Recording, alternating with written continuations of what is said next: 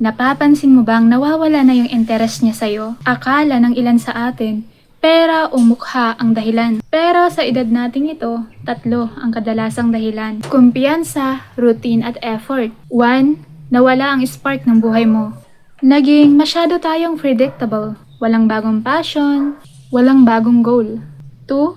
Nakalimutan mong i-date ang partner mo dahil settled ka na. Itinigil mo yung effort na ginagawa mo nung nililigawan mo pa lang siya. 3. Complacency. Baka nararamdaman niyang take it for granted na siya. Gusto mo bang bumalik yung gana niya? Huwag mo siyang habulin. Focus ka muna sa sarili mo. Para kumislap yung relasyon nyo, ibigay mo muna ang kislap para sa sarili mo.